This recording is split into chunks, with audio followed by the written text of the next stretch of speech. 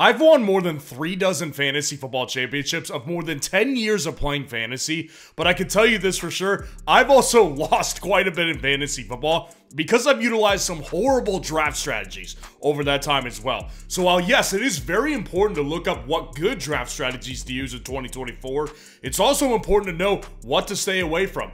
And that's what we're going through today by going through 4 really bad draft strategies you just need to stay away from in 2024 fantasy football. But right now, I am giving away free FFN hats to 5 people this week who go down there, drop a like on the video, are subscribed to the channel, and give me their hottest take for 2024 fantasy football. So please go down there, drop a like on the video, subscribe to the channel, and give me your hottest take for 2024. So the first draft strategy that I want to go through is called the 0 wide receiver draft strategy. Now, the 0 wide receiver draft strategy is going to be consisting of no wide receivers taken in your fantasy football draft on your team through the first 3 rounds at the very least, and oftentimes we're going 5 rounds deep without getting a wide receiver in a no wide receiver format right here.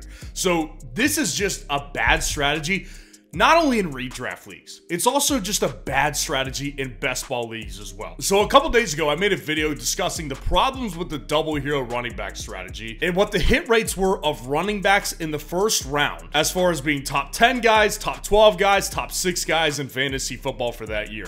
And what we find based on what you see on the screen is that the numbers for running backs compared to wide receivers who are taken inside the first round, hitting in that top 12 range, is just simply not as high. It was at 40% in 2023, while wide receivers in the first round hit at 83.3%. And you can, of course, see the rest of those right there.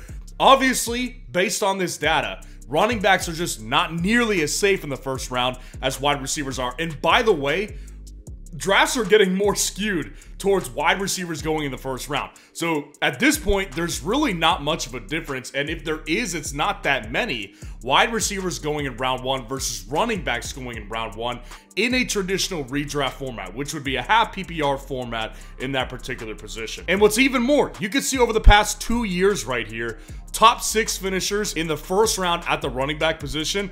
2022, it was 42.9% of the running backs. And then in 2023, it was only 25% hit rate.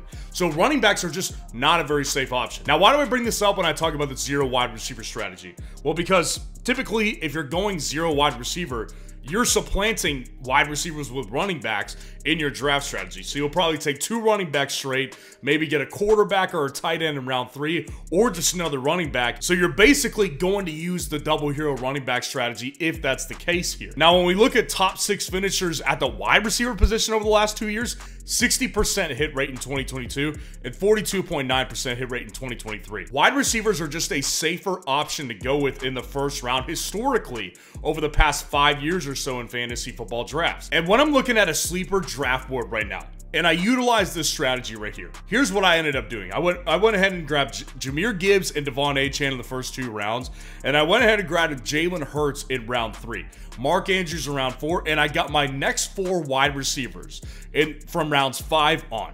Tank Dell, Jordan Addison, Rashee Rice, and Keon Coleman. Now, there's some upside there. Like, I'm not going to dispute that there's upside in that particular wide receiver room, but the floor is a lot lower than if we were going with one of those other teams, like Drake London in the second, Mike Evans in the second, DK Metcalf in the second, or Devontae Adams, Jalen Waddle, and Malik Neighbors in the second, third, or fourth. So there's just a lot less safety with going with wide receivers later on than going with wide receivers early here. And I'm not trying to come out here and say go wide receiver heavy. That's not the point here. I'm just trying to tell you guys the 0 wide receiver strategy is just not good. And when we look over at Underdog on Best Ball, you can use a tool on RotoViz called the Underdog Roster Construction Rate Explorer, and you can go round by round, going by position, and seeing the effectiveness of fantasy football playoff advancement on each particular strategy. So what we find here with this 0 wide receiver approach, your actual playoff advancement rate is actually down from where you start at, because 2 teams out of 12 make the fantasy football playoffs in an Underdog Best Ball league, and you have a 16% chance of making the playoffs before you even draft. So as you can see, based on that strategy, there's really no good reason to utilize it because you're actually worse off than you were before you even started drafting. So this is just a bad strategy that you just need to avoid in 2024. Now, the next one that I want to go through today is something that I'm actually pretty guilty of. Like, historically, I've done the late tight end strategy so many times, and it's really bit me. Like, it's bit me so many times in both redraft leagues and on Underdog Best Ball as well. The late tight end strategy is going to be consisting of usually not taking a tight end before round 10. So you're going to go right until like round 10, round 11 to go pick your first tight end, and this is just a bad strategy. I mean, and again, it's something I'm very, very guilty of myself. But let's look at the sleeper draft board that I just did. So in that draft strategy that I just did, I ended up getting Mark Andrews in round 4. So I ended up being really good at tight end right there. But looking at the guys who are going like round 10, 11 range, we're looking at guys like Pat Freiermuth, Cole Kmet, Luke Musgrave, who I would argue personally, Luke Musgrave particularly, does have upside to be a good tight end this year. But he's not someone I want to rely on as my tight end 1 in fantasy football this year. Because if he doesn't hit, it's not going to be good for your starting roster. It's going to be, you're going to be bleeding points basically, because you might be getting 6, 7, 8 fantasy points per game from Luke Musgrave or Pat Freiermuth or Cole Kmet if you end up going with a tight end 1 in round 10 or 11 or 12. And then again, when we look on Underdog's draft board, this is the situation where I ended up going tight end late, and I was not very comfortable with this team. The first tight end that I took off the board was Luke Musgrave in round 12. So I ended up, like I said, just waiting to get Luke Musgrave as my tight end 1. And then I ended up having to pick 2 tight ends at the end of the draft because I just wasn't comfortable having Luke Musgrave and maybe one other tight end at the back of the draft as my only 2 tight ends on the roster. Whereas I look on the draft board on Underdog right now, tight ends are just not expensive right now. This is why I just do not agree with this strategy this particular year, because when you actually look at the draft board on Underdog and ESPN, which we'll get to in a minute, but just looking at the draft board on Underdog right now, Sam Laporta is the first tight end off the board, and he's going either at the back of the 3rd round or the early 4th round of fantasy football drafts. This is just fantastic value for the first tight end off the board, because for years and years we watched Travis Kelce go round 3, round 2, even round 1 last year. And yes, he did pay off sometimes, but last year didn't pay off. So it kind of reset the tight end market here this year. This is the advantage that we're having when you go early tight end this year. So rather than waiting on a tight end in round 10, in round 11, go with any of these top 9 guys, I would say. I have confidence in basically all of them, but specifically with those top 5 guys, you're getting all those guys within the first 5 rounds of your draft in fantasy football on Underdog this year. That's tremendous value for elite top ceiling tight ends in fantasy football. So there's no reason to not utilize an early tight end strategy this year, because the tight end value, like I said, has been reset. And you can look at the same thing on ESPN. Travis Kelce, in a lot of cases I've seen on mock drafting on ESPN, still is going as the tight end 1 in the 2nd round, basically. I don't agree with it, but it's not a bad thing when you're talking about trying to get like Sam Laporta in round 3, which he's available as his ADP is about 31 right now. And then Mark Andrews going in the 4th round right here. Trey McBride going in the 5th. George Kittle going in the 5th. Dalton Kincaid going in the 6th, and Evan Ingram is going in the 6th as well.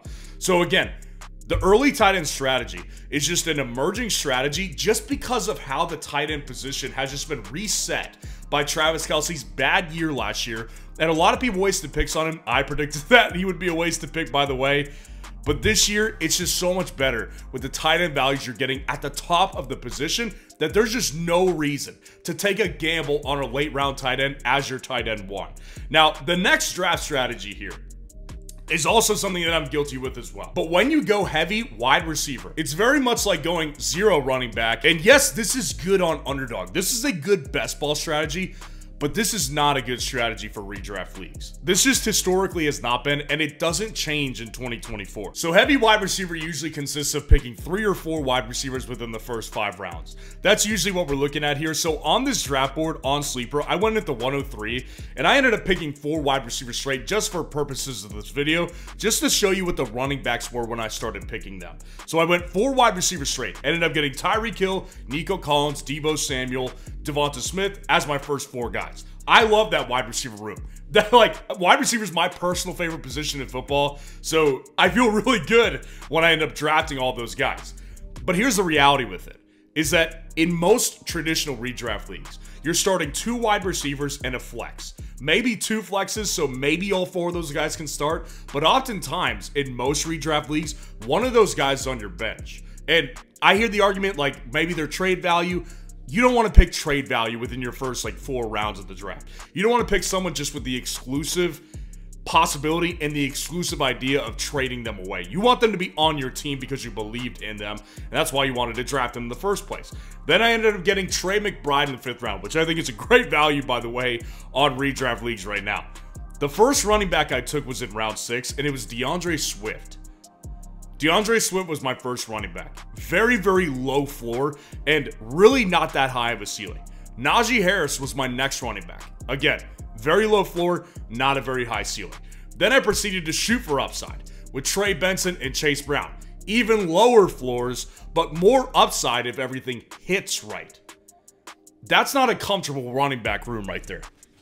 And again, this is not an underdog league where it's 3 wide receivers or even just 2 wide receivers but 2 flexes. If that was the case, this is a more logical thing to do. But in most traditional redraft leagues where you're only playing 2 wide receivers and 1 flex, at most you're going to have 3 wide receivers starting for you at any time.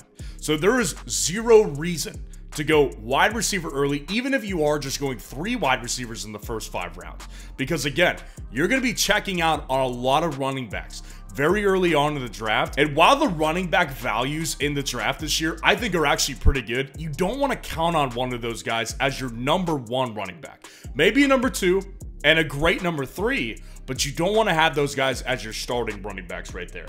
And again, just look at the draft board on ESPN right now. Starting at round 5, you got Kenneth Walker as the running back 17. Aaron Jones, Ramondre Stevenson, Dave Montgomery. I actually like Dave Montgomery, but again, good, super good running back too.